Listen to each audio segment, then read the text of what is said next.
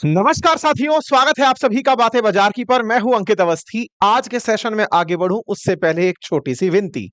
विनती यह है कि यदि आप लोग इंट्राडे ट्रेड को गलत मानते हैं, यदि आप स्टॉक्स में ट्रेड को, शेयर बाजार को गलत मानते हैं, क्रिप्टो करेंसी को धोखा मानते हैं, आपको लगता है कि इस दुनिया में जो भी चल रहा है शेयर बाजार में, क्रिप्टो करेंसीज में, ये सब बबल है, तो कृपया करके इस सेशन को शुरू होते ही छोड़ दीजिए, क्योंकि ये सेशन आपके काम का नहीं है। क्योंकि इस सेशन में आज मैं आपके सामने कुछ ऐसी बातें रखने जा रहा हूं जिसके चलते आप संभवतः ये सोचने पर विवश होंगे कि कहीं हमने कुछ गलती तो नहीं कर दी। गलती की बात क्यों हो रही है, इस पर हम आपको आज के ताजा उदाहरण से याद दिला दें। कुछ समय पूर्व भारत अमेरिका एक दूसरे के बड़े अच्छे मित्र थे। अचानक इन दोनों मित्रों के बीच में दूरियां बनने लगी और दूरियों का बड़ा कारण बना पाकिस्तान की अमेरिका से करीबी। पाकिस्तान की अमेरिका से करीबी का बड़ा रीजन बनकर के आई क्रिप्टो करेंसी। अमेरिका ने पाकिस्तान को क्रिप्टो के साथ जिस तरह से कनेक्ट किया, अचानक दो देश एक दूसरे के नजदीक आ गए। यह घटना हो सकता है जियोपॉलिटिकली आपको ज्यादा प्रभावित ना करे, लेकिन आप सबने इन दिनों भारत का अंतरराष्ट्रीय स्तर पर जो एक्सेप्टेंस है, फिर चाहे वो रशिया के मामले में हो, फिर चाहे अमेरिका के मामले में हो, चाइना के मामले में हो, वो पाकिस्तान से कॉम्पीटिंग होते हुए देखा है। आप में से बहुत सारे लोग ये मानने को हाल ही में विवश हुए हैं कि पाकिस्तान जियोपॉलिटिकली क्या भारत से इन दिनों बेहतर परफॉर्म कर गया है क्या। आपने हाल ही में देखा कि किस तरह पाकिस्तान सऊदी के नजदीक आया, दोनों ने सुरक्षा पैक्ट किया। किस तरह से पाकिस्तान अमेरिका के नजदीक आया, दोनों ने एक दूसरे की तारीफों में पुल कस दिए। ऐसे में एक बड़ा सवाल यह बनता है कि ऐसा क्या था इन सब के बीच में कॉमन, जिसके चलते भारत को हाशिए पर आना पड़ा और पाकिस्तान को इतना हाथों हाथ उठा लिया गया। क्या हम यह मानने को तैयार हैं कि अमेरिका को इग्नोर करके दुनिया चल सकती है? आंसर है जी नहीं। दुनिया अमेरिका से प्रभावित है और हम सब उसके प्रतिबंधों से पीड़ित हैं। फिर चाहे भारत हो, चाहे जापान हो, दुनिया का कोई भी देश हो, जब अमेरिका जिस देश पर जिस तरह के प्रतिबंध चाहता है वो उस पर लाद देता है। हम कितनी भी बातें कर लें, अमेरिकी ऐप, अमेरिकी करेंसी, डॉलर देश के अंदर बहुत मायने रखती है। भारत का रुपया धड़ाधड़ गिरता चला जा रहा है। डॉलर का भाव आज भी 88.75 नेट पर ट्रेड करते हुए देखा गया है। मतलब लगातार डॉलर रुपए के सामने मजबूत होता जा रहा है। ऐसे में भारत कहीं ना कहीं अपने आप को इन दिनों चल रही तकनीकियों में इन्वॉल्व ना करके कुछ भूल तो नहीं कर रहा है। मैं ऐसा इसलिए कह रहा हूं साथियों, क्योंकि अमेरिका जो अपनाता है, देर सवेरी से ही दुनिया को अपनाना पड़ता है। शुरुआत में प्रतिरोध होता है, लोग बिल्कुल वैसे ही जैसे शुरुआत में जब मोबाइल आया था, हमारे दिमाग में ये भर दिया गया था कि ये तो सब पीड़ित करने की बीमारी है, बेरोजगार कर देंगी, ये कर देंगी, पता नहीं क्या क्या बहानेबाजियां मोबाइल के साथ में साइकोलॉजिकली डाल दी गई थी। आप याद करके देखिए, शुरुआत में मोबाइल से जुड़ी हुई किस तरह की भ्रांतियां दिमाग में भर दी गई थी। बाद में वही लोग मोबाइल के सबसे बड़े यूजर बनते हुए दिखाई दिए। हर तकनीक का शुरुआत में विरोध होता है। कहीं ऐसा तो नहीं कि भारत इस मामले में बहुत ज्यादा पिछड़ रहा हो। आज के सेशन में हम इस बात का जिक्र इसलिए करेंगे क्योंकि भारत के कायदे कानून क्रिप्टो को लेकर बड़े कंफ्यूज्ड हैं। कंफ्यूज्ड एक तरह से ऐसे समझिए कि हाल ही में आप सभी ने देखा कि भारत सरकार ने जीएसटी पर वस्तुओं पर कुछ टैक्सेशंस अनाउंस किए। 5%, 12% का जीएसटी स्लैब अनाउंस किया। वस्तु थी तो उसके ऊपर टैक्स था और टैक्स के अंदर टैक्स स्लैब था कि इस वस्तु पर इतना % टैक्स लगेगा। हमारे देश में पूछा जाए कि बताइए क्रिप्टो का क्या हाल है, सरकार कहती है कि नहीं, क्रिप्टो हमारे देश में लीगल टेंडर नहीं है। बोले बहुत अच्छी बात है, लेकिन इस पर 30% टैक्स लगेगा। तो आप बताइए कि लीगल टेंडर नहीं है और 30% टैक्स लगेगा, इसका क्या मतलब निकले? इसका मतलब यह है कि क्रिप्टो लेकर बाजार में कोई सामान खरीदने जाएंगे तो आपको कोई सामान नहीं देगा। जैसे दुबई में अगर आप लेने जाएंगे तो वहां आपको सामान मिल जाएगा, अमेरिका में जाएंगे घर मिल जाएगा। दुनिया में बाजार के अंदर क्रिप्टो से, इवन भूटान जाएंगे तो आपको जो लेना है आप क्रिप्टो से खरीद सकते हैं। लेकिन भारत में चूंकि ये लीगल टेंडर नहीं है, अर्थात इससे आप व्यापार नहीं कर सकते, तो इस तरह से तो ये इलीगल है, जैसे डॉलर इलीगल है। आपको क्या लगता है भारत में डॉलर लीगल है क्या? आंसर है नहीं। भारत में डॉलर इलीगल है, अर्थात लीगल टेंडर नहीं है। आप डॉलर से जाकर के दुकान से चाय पीकर नहीं आ सकते या कपड़े खरीद कर नहीं ला सकते, क्योंकि डॉलर में व्यापार हम नहीं करते। डॉलर से हम इंटरनेशनल ट्रेड करते हैं। फिलहाल भारत क्रिप्टो के मामले में ना तो देश में और ना ही विदेश में किसी भी प्रकार का ट्रेड करता है। इसी चक्कर में हम क्रिप्टो से साइड में चल रहे हैं। लेकिन उस पर 30% टैक्स जरूर वसूलते हैं। अगर आपने क्रिप्टो से मुनाफा कमाया तो भारत सरकार आपसे 30% टैक्स जरूर लेगी।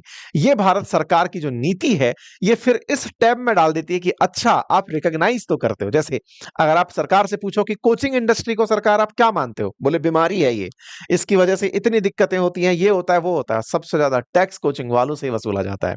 खैर, ऐसे में फिलहाल इस बहस को तो हम आगे बढ़ाएंगे, लेकिन आज एक बड़े सवाल पर हम एंट्री करने जा रहे हैं कि क्रिप्टो को लेकर भारत कहीं पिछड़ तो नहीं रहा है। भारत पिछड़ नहीं रहा है, इसके पीछे हमारे पास एन नंबर तर्क हैं जिनको हम आपके साथ में रख सकते हैं। ये बात हम कई तरीके से आपके सामने रखने का प्रयास करेंगे। दुनिया में जितने भी प्रकार के परिवर्तन हुए हों, हाल ही में ही आए हुए एआई को आप उठाकर देखिए, आर्टिफिशियल इंटेलिजेंस को उठाकर देखिए। मिलेनियम बग को मिटाने के हिसाब से भारत के अंदर एक तरह से सॉफ्टवेयर क्रांति आई थी। पिछले 20 सालों से भारत ने दुनिया में, और भी 25-30 सालों से भारत ने दुनिया में इंटरनेट की क्रांति में, विशेष रूप से सॉफ्टवेयर इंडस्ट्री में अपना मुकाम हासिल कर लिया था कि हाँ भाई, हम बढ़िया कोडर्स हैं, हम बढ़िया कोड लिखना जानते हैं, हम सॉफ्टवेयर्स के माध्यम से दुनिया की प्रॉब्लम को रिजॉल्व करना जानते हैं। अमेरिका बैठता है, तसल्ली से एआई की खोज करता है, ओपन एआई चैट जीपीटी लेकर आता है, और अचानक जॉब में कटौतियां शुरू हो जाती हैं। बड़ी बड़ी टेक कंपनियों ने अमेरिका में जॉब्स के अंदर से लोगों को निकालना शुरू कर दिया। एक बार के लिए ओपन एआई मजाक लगा। 2022 के अंदर जब चैट जीपीटी इंट्रोड्यूस हुआ तब लोगों को लगा कि अरे कुछ नहीं, ये तो गूगल का एक अपडेटेड वर्जन है। गूगल जितने भी प्रकार की सर्चेस करके देता है, चैट जीपीटी उन्हें एक जगह पर पाबंद करके दे देता है। लेकिन धीरे धीरे जिस तरह से एआई ने अपना रूप दिखाना शुरू किया, बहुत सारे कोडर्स की जॉब खत्म, बहुत सारे लोगों के काम खत्म, ना जाने कितने तरह की चीजें ऑटोमेशन पर निकल पड़ी। एआई के आते ही तरह तरह के जॉब भागने लगे। हम ये समझ ही नहीं पा रहे थे कि ये एआई क्या कर रही है, लेकिन दुनिया के अंदर 60% से ज्यादा लोग डरना शुरू हो गए थे। दुनिया बटना शुरू हो गई थी एआई के डर से। मैं इस बात को कुछ यूं कहना चाहता हूं साथियों, कि हम लोग तकनीकी को जहां तक अपनाने में देरी करते हैं, वो तकनीकी हमें तब तक बहुत पीछे छोड़कर जा चुकी होती है। इस पूरी दुनिया में जो भी लोग आगे बढ़े हैं, उन्होंने तकनीकी में ही सबसे पहले श्रेष्ठता हासिल की है, और उसी से ही वो लोग दुनिया में आगे दिग्गज देश कहलाए हैं।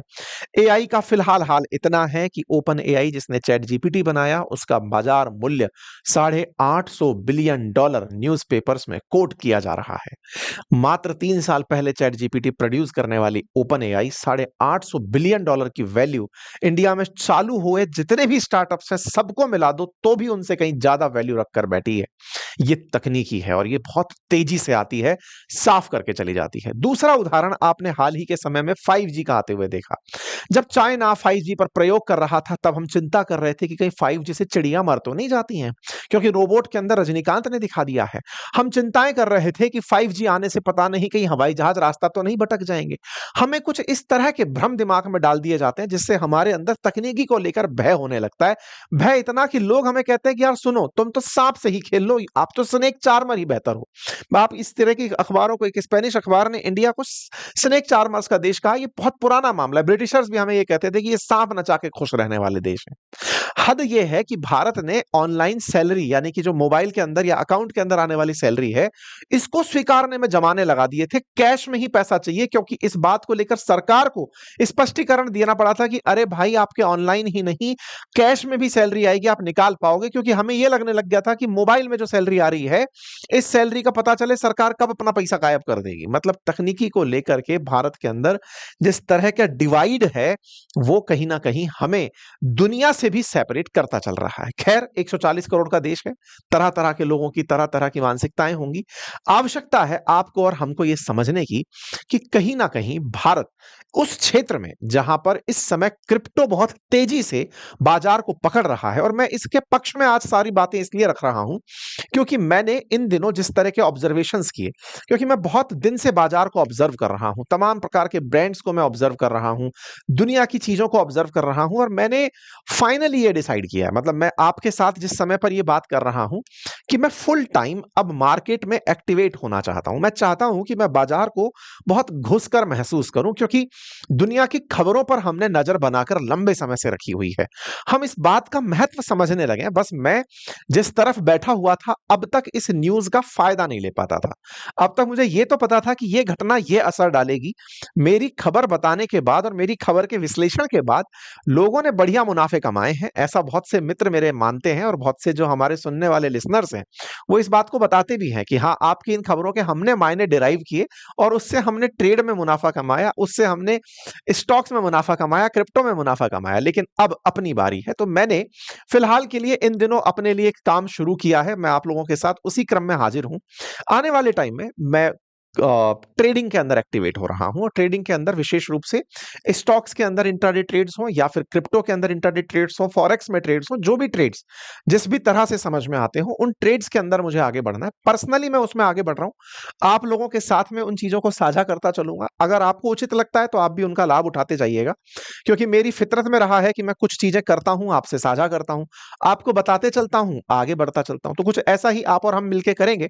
तो ट्रेड के केस में जहां स्टॉक्स के ट्रेड को लेकर के मैं आपसे बात कर रहा हूं, इवन उसमें इंट्राडे ट्रेड्स हो या डिलीवरी ट्रेड्स हो, आपके साथ मैं अपना पोर्टफोलियो भी साझा करूंगा। एक पब्लिक पोर्टफोलियो बनाएंगे जिसमें आपके साथ जो ट्रेड किए जाएंगे वो दिखा सकें, ताकि वो प्रैक्टिकल पर्पज से आपके लिए उपयोगी हो, ताकि आप उसे देख सकें।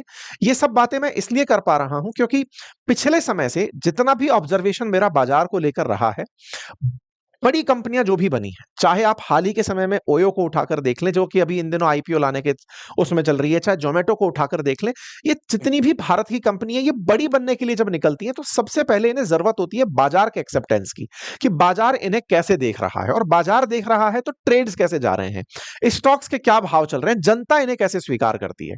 जब यार ये लोग इस तरह से चीजें करके जाते हैं तो हम लोग केवल इनके गुणगान थोड़ी करते रहेंगे, हम भी इस साथ साथ नदी में बहेंगे। हम देखेंगे कि चल क्या रहा है, खेल क्या है, उस खेल के अंदर भागीदार बनेंगे। केवल बैठ करके दर्शक दीर्घा में अब ताली नहीं बजाएंगे। ये सोचा है मैंने, तो सोचा कि आप लोगों के साथ ये बात डिस्कस की जाए और इस विषय पर विचार किया जाए। और खुद को समझाने के लिए जो मैंने पॉइंट काम में लिए वो मैं आपके साथ साझा कर रहा हूं, क्योंकि तकनीकी के दौर में हम कहीं ना कहीं लोगों को सरप्राइज कर देते हैं। जैसे यूपीआई ला करके हमने दुनिया को सरप्राइज कर दिया कि देखो हम ये कर रहे हैं। लेकिन वहीं दूसरी तरफ अगर हम ट्रेड्स की बात करें तो दुनिया में स्टॉक एक्सचेंज जो है वो 1792 में पहली बार आ गया था। भारत में आया 1875 में जाकर के स्टॉक एक्सचेंज। और इंटरेस्टिंगली हम लोग पहले जो शेयर खरीदते बेचते थे ना, वो इस तरीके से खरीदते बेचते थे, बाकायदा दलाल स्ट्रीट के अंदर, मुंबई के अंदर बाई हैंड लोग खरीदते थे। इस तरह के शेयर हुआ करते थे, आप जिन शेयर्स को शायद आज देख भी ना पाए, छू भी ना पाए। और आप में से बहुत सारी जेन जी जनरेशन तो ऐसी होगी जिसने शेयर का कभी ये वाला रूप ही नहीं देखा होगा कि ऐसे हार्ड कॉपी में शेयर आया करते थे। आपको पता है 1996 में पहली बार इस हार्ड कॉपी की जगह सॉफ्ट कॉपी का विचार किया गया था कि यार इस तरह से शेयर नहीं देंगे। आप देख रहे हैं यहां पर लिखा हुआ है सिग्नेचर का नाम, नंबर ऑफ शेयर्स, इन कागज के ऊपर कितने शेयर फलाने को दिए जा रहे हैं, कंपनियों के नाम हैं और उनके शेयर हैं। लोग हार्ड कॉपी में शेयर खरीदा बेचा करते थे और उनको खरीदने बेचने के लिए फिर ट्रैवल किया करते थे। 1996 में जाकर डिसाइड हुआ कि नहीं यार, अब इसको डीमैटरलाइज करना पड़ेगा, इसको डीमैट अकाउंट में डालना पड़ेगा। जैसे हमारी तनख्वाह पहले कैश में आती थी, अब जो अकाउंट में दिखती है, तो कैश को अकाउंट में दिखाना जैसे शुरू हुआ, ऐसे ही शेयर्स को डीमैट खातों में दिखाना शुरू हुआ। इसीलिए तो मैं आपसे कई बार कहता हूं ना कि अगर आप शेयर खरीदना चाहते हैं तो जरूरी है आपके पास डीमैट अकाउंट हो। और उस डीमैट के लिए मैंने आपसे मल्टीपल टाइम कहा है कि एंजल वन का डीमैट अकाउंट अगर आप यूज करते हैं तो मैं आने वाले टाइम पर उसी पर ट्रेड करूंगा। उसका लिंक आपको हम दे देंगे कमेंट बॉक्स में, डिस्क्रिप्शन में डाल के आप देख लीजिएगा। डीमैट 1996 में शुरू हुआ, 1998 में जाकर के अपनाने की बात आई, तब जाके 2003 में हम फुल्ली इन शेयर से बाहर निकल करके आए कि अब शेयर जो है वो डीमैट अकाउंट में ही हुआ करेंगे। पहले कागज के थ्रू हुआ करते थे। बहुत सारे लोग ना आज भी जैसे पॉलिसी वगैरह जब लेते हैं तो बोले हार्ड कॉपी में दो, और उधर से सामने वाले कहते हैं सर आजकल सॉफ्ट कॉपी में ये आती है। बोले नहीं नहीं, हम तो उस जमाने के लोग हैं जब चीजें हार्ड कॉपी में आया करती थी, हार्ड कॉपी में नहीं होगी तो हम नहीं मानेंगे। तो धीरे धीरे तकनीकी बदलती गई। लेकिन आप सोचिए ना, आज से 20 साल पहले भारत में सबसे पहले स्टॉक एक्सचेंज कब आया था? 1875 में। बॉम्बे स्टॉक एक्सचेंज 1875 में आया था, और हमने आज से 20 साल पहले डीमैट अकाउंट का काम शुरू किया है।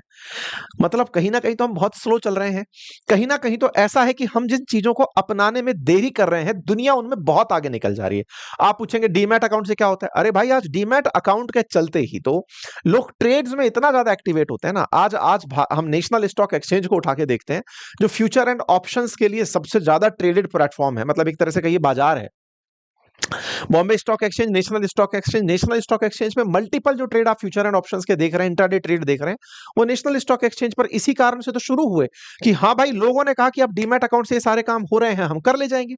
यानी कि अब ना एक कदम लोग आगे निकल गए। जैसे आज शेयर के केस में क्या होता है कि शेयर में लाभ कैसे कमाते हैं। आपने मान लीजिए 100 रुपए का एक शेयर खरीदा, आपने 10 दिन बाद, 20 दिन बाद, साल भर बाद उसको बेच दिया कि 100 का शेयर 120 में ले लो भाई, या जितने में भी बिका उतने में बेच करके आप लाभ कमा के निकल गए, घाटे में भी निकल गए, किसी भी तरीके से आप आ गए। लोग ना इससे आगे निकल गए। डीमैट में लिया, डीमैट में शेयर्स को सेम डे T+1 T+2 में बेचना करना शुरू हुआ। आज खरीदा कल निकाल दिया, या आज खरीदा आज की आज निकाल दिया, इंट्राडे ट्रेड कर दिया। उससे भी लोग आगे चलने शुरू हुए। मतलब ट्रेड के अंदर सेम डे खरीदना बेचना, भविष्य में खरीदना बेचना, और हद तो ये हो गई कि शेयर के भविष्य को खरीदना, मतलब उसके डेरिवेटिव्स को खरीदना बेचना शुरू कर दिया। लोगों ने ये कहा कि सुनो, शेयर है ये रखो अपने पास, हम तो इस बात पर ट्रेड कर रहे हैं कि ये शेयर जो तुम 100 का दिखा रहे हो, मैं अगर 120 में इसको पा गया तो भाई मुझको इतने कमीशन पे ये 120 में चाहिए। अब मैं इसको 120 से आगे 140 में बेचना चाह रहा हूं। ये जो गणित बता रहा हूं ना, मैं 120 वाले को 140 में बेचना चाहता हूं, 110 वाले को 10 में इतने में बेचना चाहता हूं। ये सब बातें वैसे तो मैंने कंप्लीट कोर्स में सिखाई हुई हैं। अपना जो स्टॉक मार्केट का कोर्स है बातें बाजार के एप्लीकेशन पे, वहां सब सिखाई हुई है। लेकिन फिर भी जरूरी चीजें आपको यूट्यूब पर भी मिल जाएंगी भविष्य के अंदर, जो ट्रेड से कनेक्टेड होंगी, आप उनको देख सकते हैं। ठीक है, हमने बहुत डिटेल में फंडामेंटल एनालिसिस किया हुआ है अपने कोर्स के अंदर। तो कुल मिलाकर बात क्या है ना कि लोगों ने इस चीज को रियलाइज करना शुरू किया, और लोग यार बहुत बहुत पैसा बना रहे हैं इन चीजों के अंदर। अब दिक्कत क्या आ रही है कि यहां पे फाइनेंशियल लिटरेसी का टोटल अभाव है। किसी ने ये कह दिया कि हाँ भाई ये शेयर ऊपर जाएगा खरीद लो, जाकर सब लोग जुट गए। कोई कॉल लगा रहा है, कोई पुट लगा रहा है, कोई फ्यूचर ऑप्शंस में खेल खेल रहा है। अब हो क्या रहा है कि शेयर को लेकर के प्रेडिक्शन मार्केट ज्यादा चल रहा है, पढ़ाई कोई नहीं कर रहा है। अब जब प्रेडिक्शन मार्केट बहुत चल रहा है, फाइनेंशियल लिटरेसी का अभाव है, इसी ने तो बातें बाजार की चैनल खड़ा करवाया था। बातें बाजार की चैनल लाने का बड़ा मकसद यही था कि हम फाइनेंशियल लिटरेसी पर फोकस कर सके, आपको बता सके कि फाइनेंशियली लिटरेट होने का क्या मीनिंग होता है। और हमने बखूबी किया है। हमने आप लोगों को तमाम ऐसे सेशंस दिए हैं जो कि आपको अवेयर करने के लिए पर्याप्त थे। अब हम इसमें एक कदम और आगे बढ़ रहे हैं, और एक कदम आगे बढ़ते हुए हम फ्यूचर एंड ऑप्शंस में, इंट्राडे ट्रेड्स में, और चूंकि सरकार काफी सख्त रहती है इंट्राडे ट्रेड्स को लेकर के, सेबी का मानना होता है कि अगर आप इंट्राडे ट्रेड्स कर रहे हैं तो हो सकता है मार्केट को फ्लक्चुएट कर दें, आप बोल दें लोगों को कि इसको ले लो इसको बेच दो।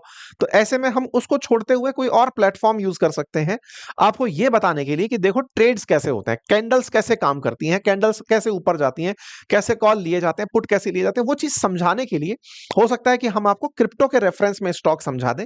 तो ये सारे काम करे जाएंगे आने वाले टाइम में, और मैं उस काम को करने बैठ रहा हूं। आप भी अगर जुड़ना चाहें तो जरूर जुड़ें, क्योंकि मैं पहले ही कह चुका हूं कि अब ये जो सेशन है ये केवल उनके काम का है जो इस बात में इंटरेस्ट रखते हैं। बाकी लोगों को तो मैंने पहले ही हाथ जोड़ करके निवेदन कर लिया था। ठीक है, आइए आगे बढ़ते हैं। तो अब क्या हो रहा है ना, जो जिस तरह से बाजार अपना चल रहा है, स्टॉक मार्केट जिस तरह से चल रहा है, स्टॉक मार्केट के अंदर लोग बढ़िया पैसे कमा रहे हैं, है ना। लोगों ने बिल्कुल उसी तरह से अब क्रिप्टो के अंदर गेम मचा दिया है। आप जानकर आश्चर्य करेंगे, मतलब ये सोचने वाली बात है। देखो 2015 में ओपन एआई नाम की कंपनी बनती है, 2022 में वो चैट जीपीटी लाती है, 2025 में उसकी वैल्यू $850 बिलियन हो जाती है। ठीक है, अच्छा 2009 में सबसे पहले बिटकॉइन नाम का एक क्रिप्टो करेंसी आता है। सतोशी नाकामोटो जो करके व्यक्ति है, वो सबसे पहले एक क्रिप्टो करेंसी लाता है बिटकॉइन के नाम से। बिटकॉइन आ जाता है साहब, बिटकॉइन आ जाता है 2025 तक। आज जब आप पढ़े हुए हैं, जिस समय बिटकॉइन आया था लोगों को समझ भी नहीं आया कि ये चल क्या रहा है। बहुत से लोग उसके विरोध में रहे, अरे कुछ नहीं है कुछ नहीं है, फर्जीवाड़ा है फर्जीवाड़ा है। आज हालत यह है कि एक बिटकॉइन की कीमत 1 करोड़ रुपए से ऊपर चल रही है। मतलब जो कभी ऐसे ही मिल जा रहा था, वो अब 1 करोड़ रुपए में एक पीस मिल रहा है।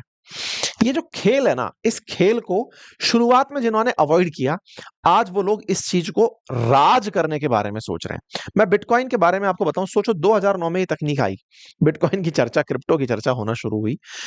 2021 में एल सल्वाडोर नाम का देश इसको अपने यहाँ की करेंसी घोषित कर देता है कि मेरे देश में तो चलेगा, ये सब्जी भी आपको लेनी है तो इसी से लो। अब ये है हालत कि यूरोपियन देश उठाकर देख लो, यूरोप उठाकर देख लो, पूरा की पूरा यूएस उठाकर देख लो, United Kingdom, Singapore, Switzerland, El Salvador, UAE, ये सब अब क्रिप्टो में ट्रेड कर रहे हैं। मतलब ट्रेड से मतलब है कि इनके यहां पर आप कुछ भी सामान खरीद बेच सकते हैं क्रिप्टो के अंदर, के आइए क्रिप्टो लीजिए, इतने में ये सामान देकर चले जाइए। मतलब जिस तरह से आप यूपीआई से पेमेंट करते हैं, ऐसे आप क्रिप्टो में पेमेंट करके दुबई में घर, कार, जो आपको खरीदना है खरीद सकते हैं।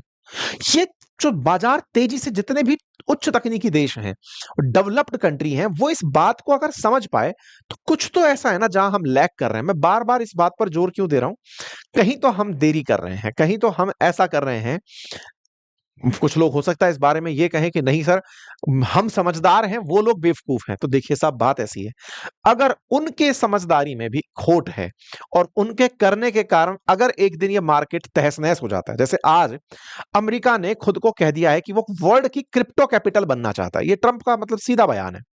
अगर वो क्रिप्टो कैपिटल बनने में फेल हो जाता है और क्रिप्टो एक बबल निकलती है, तो दुनिया में हम बचेंगे नहीं। अगर अमेरिका बर्बाद होता है तो वर्ल्ड का कोई देश सुरक्षित नहीं बचेगा, क्योंकि ट्रंप ने ये दिखा दिया लोगों को कि अगर अमेरिका है तो तुम लोग आराम से सामान बेच करके अपना देश चला पा रहे हो। उसकी बात माननी पड़ती है कि इतने में व्यापार करोगे, इतने में सैंक्शन लोगे, ये करोगे, सबको माननी पड़ती है। कोई देश उससे अछूता नहीं है। अगर वो मानते हुए अगर बर्बाद हो जाता है, तो आप तो वैसे भी बर्बाद होने वाले हो। अगर वो कह रहा है कि मैं कर रहा हूं, तो कहने में भलाई है और करने में भलाई है। ये ऑब्जर्वेशन मेरा नहीं है, ये जितने भी पिछलग्गू बैठे हैं ना, ये सब यही मान के काम कर रहे हैं। इंडिया क्यों इसके ऊपर किसी तरह का प्रतिबंध नहीं लगा रहा? क्योंकि इंडिया को डर ये है कि फिर उधर से फिर आदेश आ गया कि चालू करो इसको, तो फिर हम वैसे खत्म हो जाएंगे। थोड़े दिन बाद अगर वही कह दे भारत सरकार को कि नहीं क्रिप्टो चालू करनी है, मेरी क्रिप्टो आ गई है, अब ये डील करनी है। जैसे ट्रंप भारत के साथ जो इन दिनों नेगोशिएट कर रहा है कि भाई नॉन वेज मिल्क ले लो, कि जीएम क्रॉप ले लो, एक दिन बैठ करके वो टेबल पे बात कर ले कि भाई सुनो, मेरी करेंसी चलनी चाहिए। कुछ भी कर सकता है, पावरफुल जिसकी लाठी उसकी भैंस है।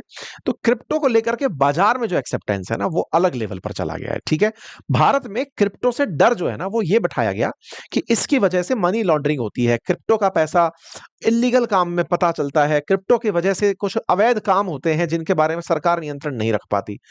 सीरियसली, हमारे देश के अंदर अवैध काम होने के लिए केवल क्रिप्टो चाहिए? हमारे देश में आज भी नहीं, जाने सदियों से हवाला चला आ रहा है। हवाले के पैसे से दुनिया भर के क्राइम हमारे देश में होते हैं। कौन सा अपराध रुक गया? क्या हमारे देश के अंदर भ्रष्टाचार रुक गया? आज भी आप अखबार उठाकर देखिए, हर दिन के अखबार में कोई ना कोई अपराधी दिख जाता है जो भ्रष्टाचार कर रहा है। आईएएसओ के घर में भरे हुए बोरे आज भी नोट के मिल ही रहे हैं, आपने कितनी भी नोटबंदी कर ली। आतंकवादी पहलगाम में आकर के हत्याएं करके जा ही रहे हैं। कुल मिलाकर के सब चीजें जो कैश से होती थी, आज भी चाहे कितना भी रेगुलेशन कर लो, वो चलाने वाले चला रहे हैं। सरकार अपने कानूनों से सोचती है कि हम इनको यहां रोक लेंगे, यहां रोक लेंगे। अपराधियों के लिए हर दिन कोई नया आइडिया निकल कर आ जाता है। क्रिप्टो को लेकर के सबसे ज्यादा डर बैठाया जाता है कि इसकी वजह से बहुत ज्यादा मनी लॉन्ड्रिंग हो जाएगी, पैसा घूमने लगेगा। अरे घूमने लगेगा, आपने नियम बना लिया कि ये पैसा आपके देश में उपयोग में नहीं लिया जाएगा, है ना ये वाली बात। जब आपके देश में उपयोग में ही नहीं लिया जाएगा, तो पैसा किसी के पास क्रिप्टो रखा भी है तो उसका क्या ही फायदा हो रहा है उसको? क्रिप्टो से जब आपके देश में ना मारुति खरीद पा रहा, ना हवाई जहाज खरीद पा रहा, तो फिर क्या ही फायदा है? रखा रहने दो उसको, वो खुश रख रहा है। लेकिन सरकार को क्या है कि नहीं, इसकी वजह से हमारे देश के अंदर दिक्कत हो सकती है क्रिप्टो से, तो वो तो अभी भी कर रहा है। जो व्यक्ति क्रिप्टो में ट्रेड करना चाह रहा है, वो क्रिप्टो में ट्रेड आज भी कर रहा है। इंडिया का आदमी, इंडिया के बड़े-बड़े, मैं भी आपको आंकड़े दिखाऊंगा, बड़े-बड़े उद्योगपति, बड़े-बड़े बिलियनियर, सब लोग लेके क्रिप्टो बैठे हुए हैं कि हाँ भाई ठीक है, पैसा इसमें बन रहा है तो डाल के रखो। ऐसा इसलिए हो रहा है ना, क्योंकि सब पिछलग्गुओं वाली हरकत कर रहे हैं। इलॉन मस्क लेकर बैठा है, ट्रंप लेकर बैठा है, तो चलो हम भी लेकर बैठे हैं। आप सोचो, अमेरिका ने अभी मतलब जब ट्रंप ने कुछ दिन मतलब 4 महीने पहले कहा कि मैं यूएस के अंदर क्रिप्टो रिजर्व बनाने की तैयारी कर रहा हूं।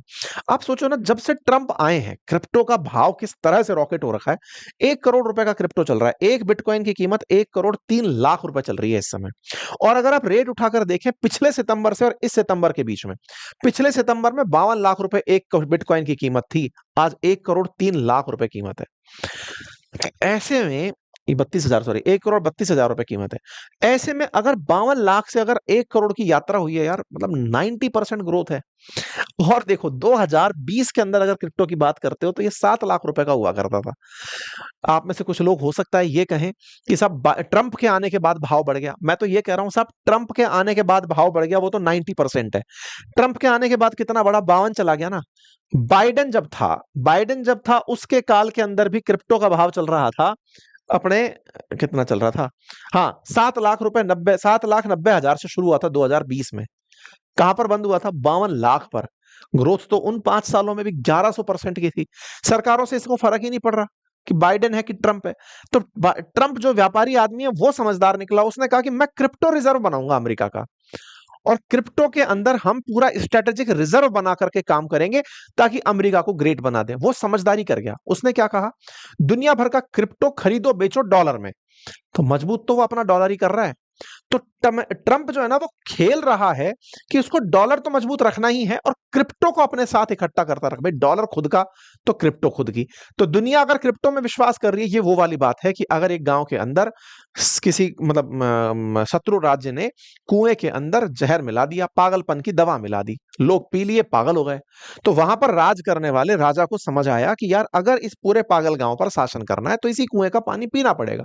ट्रंप वही खेला खेला कि अगर दुनिया क्रिप्टो पर सवार है तो होना पड़ेगा, चलो क्रिप्टो का रिजर्व भी बना देते हैं और खुद का क्रिप्टो और लॉन्च कर देते हैं जिससे 4 पैसे कमाएंगे। 4 नहीं भाई, कितने रुपए कमा लेगा भाई क्रिप्टो में इन दिनों गजब लोग। और अल्टीमेटली क्रिप्टो खरीदना, हमारे देश के अंदर क्रिप्टो रखना, अगर ये इस पर सरकार कुछ भी विचार करती है तो क्रिप्टो में फ्यूचर एंड ऑप्शन करना, ये तो किसी भी टैक्सेशन के दायरे में नहीं आता। ये तो वैसी वाली बात है कि हाँ भाई ये क्रिप्टो मैं मानता हूं इतने की चलेगी, आप क्रिप्टो नहीं खरीद रहे ना क्रिप्टो बेच रहे, उसका फ्यूचर एंड ऑप्शन खरीद बेच रहे हैं, जैसे स्टॉक के अंदर फ्यूचर एंड ऑप्शन खरीदते बेचते हैं। इन सब पर हम डिटेल चर्चा करेंगे। ये फ्यूचर एंड ऑप्शन भी हमारे देश में अल्टीमेट तरीके से चल रहा है, इंट्राडे ट्रेड जिस तरह से होता है ऐसे क्रिप्टो में चल रहा है। और क्रिप्टो के अंदर इंडिया की खुद की एक कंपनी डेल्टा एक्सचेंज नाम से कंपनी है, बहुत अल्टीमेट कर रही है। मतलब इन दिनों जब से फ्यूचर एंड ऑप्शन स्टॉक के अंदर बड़ा अनप्रिडिक्टेबल तरीके से होने लगा, लोग बहुत बड़ी मात्रा में शिफ्ट होकर के इधर की तरफ चले आए और यहां पर इंट्राडे ट्रेड क्रिप्टो के अंदर कर रहे हैं। बिल्कुल वही टाइप की कैंडल्स, वही टाइप के सारे फीचर्स, ये सब चीजें मैं आप लोगों को डिटेल में समझाऊंगा ताकि स्टॉक समझना हो या क्रिप्टो आप समझ लीजिएगा। आपका इंटरेस्ट है, करना है नहीं करना है, मैं ये करने जा रहा हूं। आपको अगर जुड़ना है तो आप इसमें जुड़े, मैं अपना पैसा लगाने जा रहा हूं, आपको लगाना है लगाएं, नहीं लगाएं ये आपके ऊपर है। मेरा काम आपको बताना है। मुझे लगता है कि मेरा बताना काम का है। क्यों काम का है? क्योंकि इस समय ना आपको कुछ न्यूज दिखाता हूं मैं, आप उनके बाद में जानकर आश्चर्य करेंगे कि क्रिप्टो ट्रेडिंग इस समय भयंकर बूम पर चल रही है। इंटीरियर्स के अंदर लोग अपने लेवल पर ही, क्योंकि सबको बढ़ता भाव दिख रहा है। भारत के जो हाई नेटवर्थ इनकम वाले लोग हैं, उनके लोगों ने फैमिली ऑफिसेज का पैसा उठा करके क्रिप्टो में डाल दिया है। 70 से 80% क्रिप्टो के अंदर, फ्यूचर्स के अंदर काम हो रहा है। तो ये सारे की सारी डेटा जो न्यूज में है, ये क्या दर्शा रहे हैं? बड़ी मात्रा में लोग क्रिप्टो में काम कर रहे हैं। ऐसे में आपको लगता है, मैंने जो आपसे शुरुआत में कहा कहीं हम लेट तो नहीं हो गए, तो मैं लेट नहीं होना चाहता, ये सोचते हुए अब मैं स्टॉक्स में और इनमें एंट्री कर रहा हूं। आप सबसे रिक्वेस्ट है कि आप इस बात से प्रभावित होते हुए कि नहीं आप कूद रहे हो तो हम भी कूदेंगे, नहीं। आपको लगता है, आप ऑलरेडी इस क्षेत्र में काम कर रहे थे, आपको लगता है आपको करना चाहिए, तो आपका स्वागत रहेगा। मेरे पीछे बांध कर मत चले आना, बाकी सब छोड़ो सर अमीर बनेंगे, नहीं। बाजार है, बाजार ऊपर नीचे चलता रहता है, कभी बाजार गिरेगा, कभी बाजार उठेगा। उन सारी चीजों से पूरी तरह प्रिपेयर होकर एंट्री करिएगा। हाँ, डेल्टा एक्सचेंज पर मैं काम करूंगा, जैसे मैं एंजल वन पे काम करता हूं, डेल्टा वन पे मैं करूंगा। डेल्टा वन बोल रहा हूं बार बार, डेल्टा पर मैं काम करूंगा। और डेल्टा पर अगर आप भी आना चाहते हैं तो मेरे लिंक के थ्रू अगर आप आएंगे तो मैं जो इसमें मतलब मेरी जो ट्रेड्स हैं वो मैं शेयर कर पाऊंगा आपके साथ कि मैं ऐसा कर रहा हूं। तो आप इसे जाकर ज्वाइन कर सकते हैं। अभी जाकर ज्वाइन करेंगे तो लिंक मैंने डिस्क्रिप्शन में और कमेंट बॉक्स में पिन किया है। वहां से ट्रेडिंग पर जो फीस लगती है उसका 10% आपको कम लगेगी मेरे वाले लिंक से ओपन करने पर। बस मैं इसमें याद दिला दूं कि अगर आप इससे चलेंगे तो ही मैं आपके साथ अपने पर्सनलाइज्ड जो यहां से आगे कुछ क्लासेस के ग्रुप्स बनाने जाऊंगा, जहां पे मैं अपनी ट्रेड शेयर करूंगा कि मैंने क्या ट्रेड लिए, तो आप उसको वहां से प्राप्त कर पाएंगे जो इस अकाउंट के थ्रू मेरे साथ जुड़ जाएंगे। ठीक है, तो आप में से अगर किसी को लगता है तो आप ये इंडिया का made in India he platform है, IITians लड़के हैं जिन्होंने ये बनाया, नॉन टू मी है। तो आप अगर चाहें तो यहां पर आकर के ट्रेड ले सकते हैं। और बात करी जाए दुनिया भर के अंदर, तो अमेरिका जिस तरह से अभी क्रिप्टो को लेकर काम कर रहा है, उससे कुछ मिथ अपने आप चेक होते चले जाते हैं कि क्रिप्टो क्या स्कैम या जुआ है। आंसर है कि अगर ये जुआ होता तो अमेरिका में एग्जिस्ट नहीं कर रहा होता। अमेरिका कर रहा है तो भेड़चाल कर लें, जी नहीं। ये पूरी तरह से डिसेंट्रलाइज्ड है, कोई देश इसको कंट्रोल नहीं करता, इसीलिए देश डरते हैं कि हमारे कंट्रोल में नहीं है। ये खुला है, लोग तय करते हैं इसकी संख्या के आधार पर। मैंने पहले भी कई वीडियोस बनाए हैं जिसमें बताया है कि बिटकॉइन होते क्या है, किस तरह से क्रिप्टोज काम करती हैं, ब्लॉकचेन तकनीक क्या है। ऑलरेडी वीडियोस बनाए हैं, आप इस चैनल पर गूगल करके ढूंढ लीजिएगा, मिल जाएंगे। ठीक है, इसके साथ में एक बनता है भारत में इल्लीगल है। भारत में क्या इल्लीगल है? सामान नहीं खरीद सकते आप इससे, जैसे डॉलर से भी नहीं खरीद सकते, जैसे गोल्ड से भी नहीं खरीद सकते। आप गोल्ड लेकर के आलू नहीं लेके आ सकते। वो कहेंगे नहीं नहीं सर सामने वाला समझदार है, तो वैसे वो कई लोग बिटकॉइन को लेके भी समझदार है।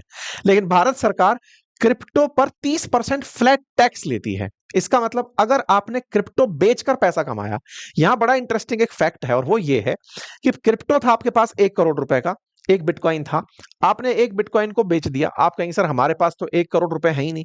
ये बिल्कुल वैसे ही है कि 1 करोड़ रुपए नहीं है तो बिटकॉइन नहीं खरीद सकते, ऐसा नहीं है। एक बिटकॉइन को फिर फ्रैक्शंस में, मतलब लोग 100-100 रुपए के अंदर भी बिटकॉइन खरीद पाते हैं।